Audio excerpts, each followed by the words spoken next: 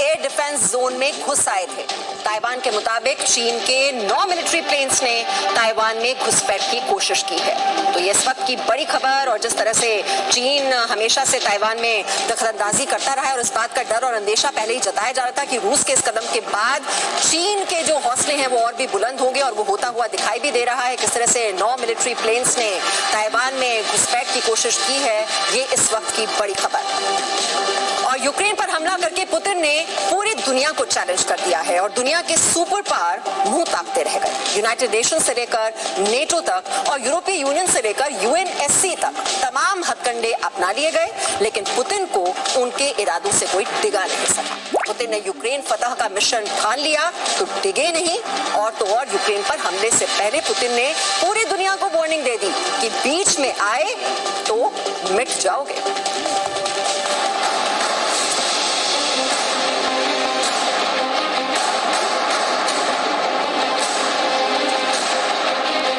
ये है सोवियत का नया सिकंदर, नाम बोले तो व्लादिमीर पुतिन।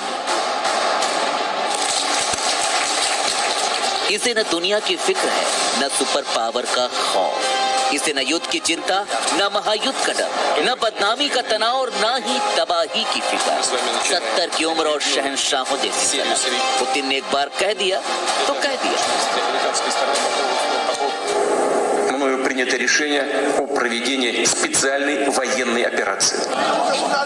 और फिर यूक्रेन पर बरसने लगा तबाही का बारूद। दुनिया हैरान, यूएन परेशान, नाटो की बैठकें, अमेरिका की अपील, यूरोपीय यूनियन की गुहार, सब दरकिनार।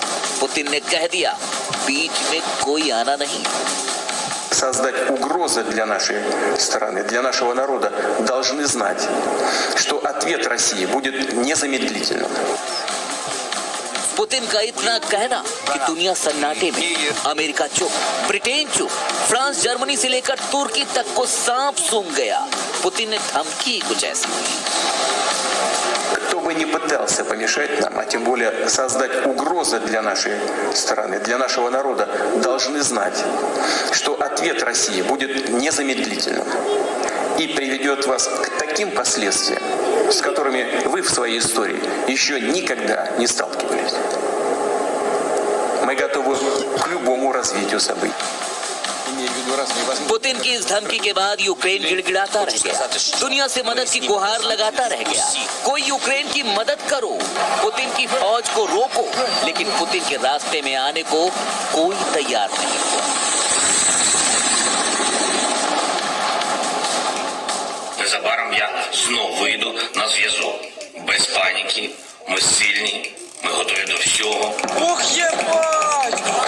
रूस के आक्रमण के बाद ताबड़तोड़ संयुक्त राष्ट्र संघ सुरक्षा परिषद की बैठक हुई। उत्तरी अटलांटिक सहयोग संगठन यानी नाटो की भी बैठक हुई।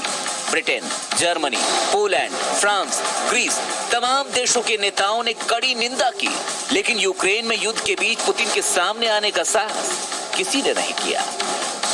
बाइडेन तो बोलने तक नहीं आए, लिखित बयान में कह दिया जो होगा उसका जिम्मेदार रूस होगा।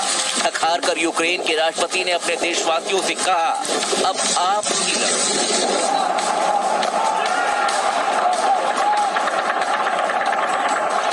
Атаки на Донбасі, в інших регіонах, на Сході, на півночі, на півдні. Ворог поніс серйозні втрати. Втрат ворога буде ще більше. Вони прийшли на нашу землю. Ми вже видаємо зброю. यूक्रेन दावे करता रहा, गुहार लगाता रहा, मर मिटने की बातें करता रहा, लेकिन जिस दिन पुतिन ने यूक्रेन पर हमले का फैसला किया, जब रूस की सेना ने यूक्रेन की तरफ कूच किया, तब आधा दिन गुजरते गुजरते यूक्रेन के आसमान में रूसी हेलीकॉप्टर नजर आ रहे थे। यूक्रेन दावे कर रहा था रूस के सैनिकों को बंधक बना लिया, रूस के विमान मार गिराए हैं, रूस के 50 सैनिक मार डाले हैं, लेकिन आधा दिन भी नहीं गुजरा कि यूक्रेन की इमारतों पर रूस का झंडा फहराने लगा। डोनेट्स्क और लुहांस्क से काफी आगे बढ़कर रूसी सेना यूक्रेन की जमीन पर टैंक दौड़ा रही थी। अब पुतिन के विशाल और ताकतवर सेना के आगे अकेली यूक्रेन की मामूली सी फौज। जिस पुतिन ने 2008 में जॉर्जिया के 3 टुकड़े कर दिए और दुनिया खामोशी से देखती रही, जिस पुतिन ने 2014 में क्रीमिया को तोड़कर रूस में मिला लिया और सुपर पावर सन्नाटे में रहे, उस पुतिन ने यूक्रेन के 3 टुकड़े ही इसलिए किए हैं कि अब पूरे यूक्रेन को कब्जे में लेगा, क्योंकि इस पुतिन ने 2 दशकों का फौजी तजुर्बा देखा है। इस पुतिन ने 3 दशकों की सियासत की है। इस पुतिन के जिम्मे दुनिया का सबसे बड़ा भूभाग है, ताकतवर फौज है, सोवियत की विरासत है और व्लादिमीर का नाम है। ये पुतिन न तो अब किसी की सुनेगा न थमेगा, ये आगे ही बढ़ता जाएगा और दुनिया देखती रह जाएगी। ब्यूरो रिपोर्ट, जी मीडिया। तो रूस यूक्रेन के बीच जंग तेज हो गई है और बड़ी खबर यह भी मिल रही है, आज रात पुतिन से पीएम मोदी बातचीत करने वाले हैं और कैबिनेट कमेटी ऑन सिक्योरिटी की बैठक इस वक्त चल रही है। बहुत ही महत्वपूर्ण ये बैठक जिसकी अध्यक्षता कर रहे हैं प्रधानमंत्री नरेंद्र मोदी, जिसमें विदेश मंत्री, रक्षा मंत्री, गृह मंत्री, एनएसए और भी कई बड़े अधिकारी इस बैठक में शिरकत कर रहे हैं और मंथन हो रहा है यूक्रेन और रूस के बीच इस सैन्य कार्रवाई को लेकर कि आगे अब भारत का स्टैंड इसमें क्या रहने वाला है और पुतिन से जो बातचीत करेंगे इस बैठक को खत्म करने के बाद प्रधानमंत्री मोदी, वो क्या रहने वाली है। इसीलिए हम कह रहे हैं कि बहुत ही महत्वपूर्ण ये बैठक जो चल रही है इस वक्त, जिसकी अध्यक्षता कर रहे हैं प्रधानमंत्री नरेंद्र मोदी, जिसमें विदेश मंत्री, नेशनल सिक्योरिटी एडवाइजर, रक्षा मंत्री, सभी बड़े अधिकारी इस बैठक में मौजूद हैं।